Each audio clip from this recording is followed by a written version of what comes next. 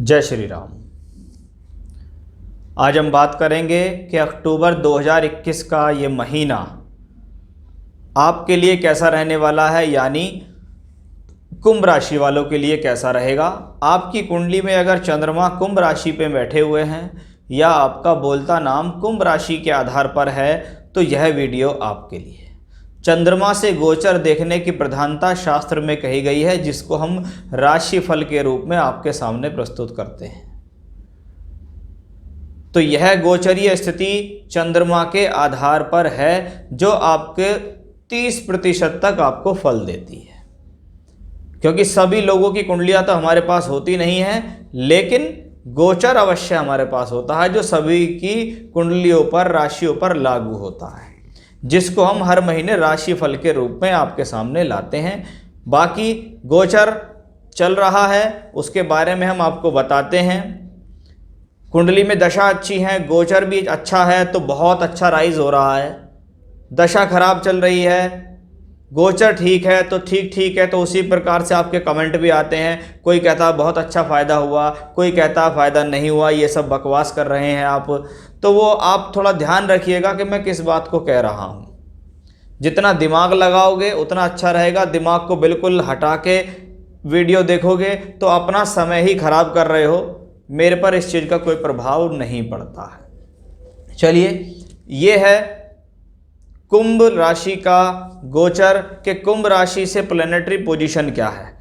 राशि से अष्टम में तीन ग्रह चल रहे हैं, सूर्य भी है, मंगल भी है और वक्री बुध भी है। बुध 1 अक्टूबर को ही वक्री होकर तुला से कन्या में आएंगे और लगभग इस महीने इसी राशि में रहने वाले हैं। साथ ही साथ शुक्र और केतु का संयोग, योग कारक शुक्र का संयोग राशि से दशम में राहु केतु अक्ष पर चल रहा होगा।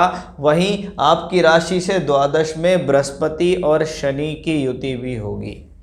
बृहस्पति ने 14 सितंबर को राशि परिवर्तन किया और राशि परिवर्तन करके वो वापस कुंभ से मकर में चला गया, जिसके लिए मैंने 12 राशियों के लिए अलग अलग वीडियो भी बनाया है। आप चाहें तो वहां जाकर उस वीडियो को देख सकते हैं। तो चलिए शुरुआत करते हैं। सबसे पहले योग कारक शुक्र, जो कि राहु केतु अक्ष पे इन्वॉल्व होके दशम भाव में बैठे हैं।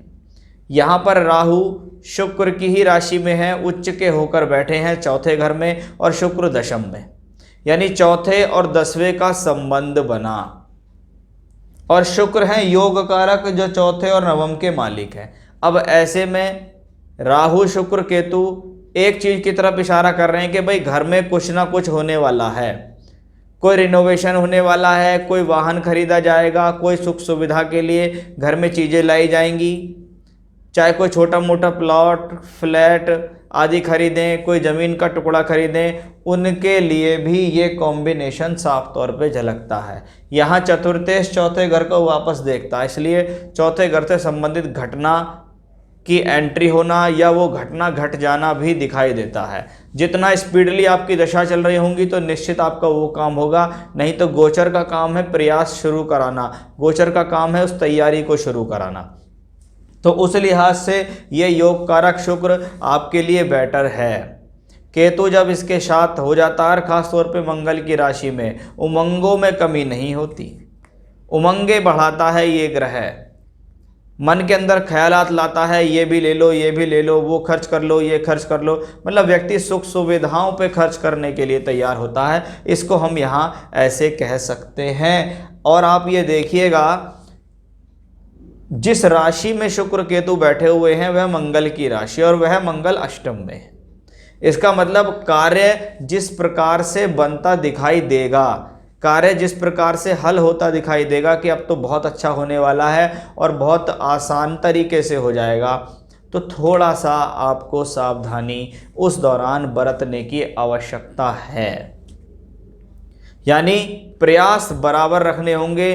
कोई भी काम ऐसा नहीं होगा कि बस पड़ा हुआ है और उसको उठा लिया और मुझको लाभ मिल गया। तो शुक्र केतु राहु केतु अक्ष में भले ही हैं, लेकिन ये पोजीशन आपके लिए बेहतर है। बात करते हैं बृहस्पति शनि की युति की। 12th लॉर्ड इन 12th हाउस, शनि 12वें घर में वक्री होके बैठा। जरूर व्यक्ति के जीवन में कुछ ना कुछ बाहरी इंटरफेयर चल रहा है। चाहे तो उसको घर पे बैठे हुए या अपने यहाँ पर बैठे हुए बाहर के लोगों से संपर्क हो रहा है, चाहे वो विदेश से जोड़ के संपर्क बना रहा है, चाहे वो फ़ोन के जरिए हो, इंटरनेट के माध्यम से हो, कैसे भी हो, लेकिन कुछ ना कुछ कनेक्शन तो उसका 12वें घर से जुड़ता हुआ बनता हुआ दिखाई दे रहा है।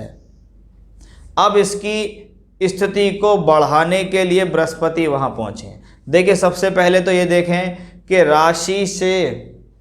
राशि से द्वादश में अगर कोई भी प्लैनेट जाता है तो यह एक व्यय स्थान है। ये आपकी एनर्जी को ज़्यादा लगाएगा, ये आपकी एनर्जी को कुछ इन्वेस्ट करेगा या खर्च करेगा, आपसे कुछ ज़्यादा मेहनत कराएगा, ये कह सकते हैं। धन प्राप्ति के लिए इन्वेस्ट करना, यानी धन प्राप्ति के लिए पहले तो खर्च हो रहा है, यात्रा हो रही है, यात्रा के बुकिंग में, आने में, जाने में, ठहरने में, उनमें खर्च हो रहा है।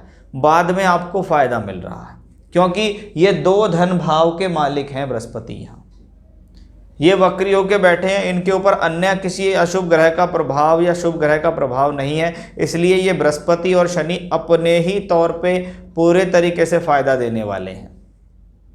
अब बृहस्पति और शनि दोहरे गोचर के रूप में राशि से द्वादश में ट्रांजिट करेंगे, इसलिए फिर से कनेक्शन बनता है विदेश में जाना, विदेश के लिए नौकरी करना, विदेश के लिए नौकरी ट्राई कर रहे हैं, हो जाएगा, ट्रांसफ़र चाहते हैं, हो जाएगा, स्थान परिवर्तन की संभावना बन जाएंगी, इन्वेस्टमेंट की संभावनाएं बनेंगी कि आपने कोई इन्वेस्ट किया किसी चीज़ पे और वो आपको आने वाले समय में निश्चित लाभ दे देगा। वो कॉम्बिनेशंस भी इसी तौर पे आ रहा है। जब राशि से द्वादश में वक्री ग्रह चल रहे हों, हेल्थ का थोड़ा ध्यान रखना चाहिए, खान पान का थोड़ा ध्यान रखना चाहिए, बाकी क्योंकि ये कॉम्बिनेशन थोड़ा दिनचर्या को ख़राब कर सकता है। एक्स्ट्रा स्पोकन ना हो, ज़्यादा ना बोलें, जहाँ जितनी ज़रूरत है उतना बोलें, शरीर का भी ध्यान रखें, खान पान का भी ध्यान रखें, अपने पैसे अपने धन का भी ध्यान रखें, गलत जगह पैसा ना फंसाएं। ये बृहस्पति शनि का ट्रांजिट यहाँ दोहरा गोचर छठे घर पे भी है। आप मेडिकल से संबंधित डिपार्टमेंट में हैं, टैक्स से संबंधित डिपार्टमेंट में है, मेडिसिन का काम करते हैं, लैब का काम करते हैं, यानी चिकित्सा से संबंधित कोई भी वर्क हो, आपके लिए ये स्थिति अच्छी है। टूर ट्रैवलिंग्स का काम कर रहे हैं, एक्सपोर्ट इंपोर्ट का काम कर रहे हैं, आपके लिए ये स्थिति अच्छी है। वकालत से संबंधित कार्य करते हो, टैक्स से संबंधित कार्य करते हो, सीए हो, वकील हो, एडवाइज़र हो, वो सब चीज़ों के लिए ये कॉम्बिनेशंस अच्छा रहने वाला है। चलिए, अब मैं आपसे बात करूंगा सूर्य, मंगल और बुध की युति। राशि से अष्टम में आए हुए ग्रह अच्छे नहीं होते, चाहे वो शुभ हों चाहे वो अशुभ हों। ये आपकी तकलीफ़ को बढ़ाते हैं, ये आपके एफर्ट्स को बढ़ाते हैं, ये आपकी परीक्षाएं लेते हैं, ये आपके चैलेंजेस को बढ़ाने वाले होते हैं। अब बुध यहाँ अष्टमेश होके अष्टम में वक्री अवस्था में है। अष्टमेश अष्टम में है, अड़चन का भाव का मालिक अपनी राशि में है, सौम्य ग्रह है। अष्टम के बुध को सदैव ही धनदायी कहा गया है, क्योंकि वह एक नेचुरल शुभ ग्रह है जो यहाँ से बैठकर उच्चस्थ अवस्था में धन भाव को देखेगा और धन भाव का मालिक और कारक बृहस्पति इसको दृष्टि देगा। यानी ये समय किसी न किसी प्रकार से सोर्स ऑफ इनकम, धन के आगमन लगातार तय करता रहेगा, किसी न किसी तरीके से आपको लाभ मिलता रहेगा। तो ये बुध की स्थिति आपके लिए नुकसानदायक नहीं। अब इसका साथ कौन दे रहा है? सूर्य। कौन है सूर्य? सप्तमेश होके यहाँ। सप्तम का मालिक जब अष्टम में आता है, मिसअंडरस्टैंडिंग इन मैरिड लाइफ, वैवाहिक जीवन में मतभेद होते हैं, किसी थर्ड पर्सन की वजह से प्रॉब्लम हो सकती है। कुटुंब को लेके प्रॉब्लम, परिवार को लेके प्रॉब्लम, या ससुराल पक्ष को लेकर कुछ तनातनी हो जाना भी इसी कॉम्बिनेशन से आता है। कभी कभी रिश्ते हो जाते हैं, रिश्तों में खटास हो जाती है, रिश्ता टूटने के कगार पे आ जाता है कि पहले रिश्ता तय हुआ, बाद में रिश्ता बंद हो गया, नहीं हुआ। वो चीज़ भी इसी कॉम्बिनेशन से देखने के लिए मिल रही है। वहीं सूर्य सप्तम भाव के मालिक होकर यहाँ बैठे हैं, लेकिन साथ में एक और अग्निकारक ग्रह मंगल है। अब 3 ग्रहों को अगर हम देखें, एक सूर्य है, एक मंगल है, एक बुध है, तीनों अष्टम में बैठकर देख तो धन भाव को ही रहे हैं। धन भाव का कारक मालिक दोनों बृहस्पति इसको यहाँ दृष्टि भी दे रहा है। इसका मतलब है अष्टम में बन रहा है एक योग, सप्तमेश दशमेश का योग अष्टम में बन रहा है, अष्टमेश उच्च के होके बैठे हैं, बृहस्पति से दृष्ट हैं, किसी प्रकार की अचानक से मिलने वाले फायदे के संकेत हो रहे हैं। लाभ मिलने वाला है, कोई बड़ी चीज हाथ में लग सकती है, अचानक से आपके पास कोई ऑफर आएगा जिससे आपको लाभ मिल जाएगा। आप कार्य क्षेत्र के लिए तो मेहनत कर ही रहे हैं। दशम और दशम से दशम दोनों के मालिक सूर्य और मंगल हैं, बैठे कहाँ हैं? अष्टम भाव में। ये सूर्य और मंगल आपके लिए कार्य क्षेत्र में प्रगति देंगे। ग्रह अष्टम में जब बैठा होता है तो अड़चनों के साथ सफलता देता है। कार्य कोई भी इजी गोइंग नहीं होगा, कार्य कोई भी ऐसा नहीं होगा जो बहुत आसानी से आप कर ले। पहले काफ़ी जद्दोजहद होगी, पहले काफ़ी मेहनत होगी, तब कहीं जाकर ये कॉम्बिनेशंस आपके लिए फलित होता दिखाई देगा। जहाँ एक तरफ ये ग्रह अष्टम में बैठे हुए खराब दिखते हैं, लेकिन इनकी अच्छाइयों को पहचानने की कोशिश करें तो ग्रह जहाँ जहाँ के मालिक हैं वो लॉर्डशिप तो अच्छी है।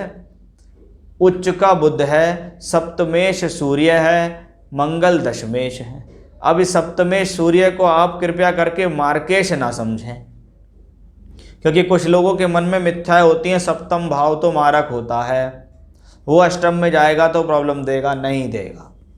मार्केश के लिए बहुत सारे रूल्स अप्लाई होते हैं, क्योंकि मार्केश जो होता है वो व्यक्ति को होता है, और व्यक्ति का मतलब सदैव राशि और लगन के मालिक होते हैं।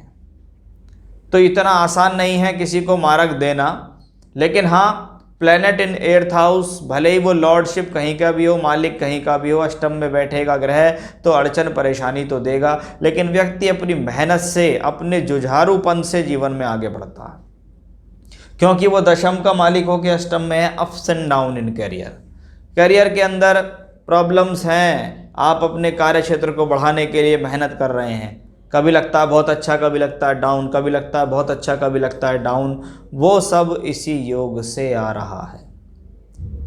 बाकी धन का कारक, धन का स्वामी बृहस्पति इसको सपोर्ट में है। सूर्य मंगल बुध धन भाव से संबंध बनाए हुए हैं। शुक्र केतु योग कारक स्थिति होके दशम में है, इसलिए स्थिति टिपिकल दिखती है, लेकिन जैसे जैसे आगे बढ़ेगी सफलता की तरफ चलती चली जाएगी। यानी इसको कहते हैं शुरुआत में प्रॉब्लम्स होना, बाद में प्रॉब्लम्स सॉर्ट आउट हो जाना, हल हो जाना। तो इस महीने की स्थिति आपके लिए बेहतर है। चिंता बढ़े ही बढ़ेंगी, लेकिन मेहनत से लगे रहिएगा, ये गोचर आपको अवश्य कुछ ना कुछ देकर जाएगा। तो ये था मेरा आज का विषय कि अक्टूबर 2021 का महीना कैसा रहने वाला है कुंभ राशि वालों के लिए, उसके बारे में मैंने आपको यहाँ बताया है। फिर से नए विषय के साथ आपके सामने हाजिर होऊंगा मैं, तब तक के लिए बने रहिएगा मेरे साथ। जय श्री राम।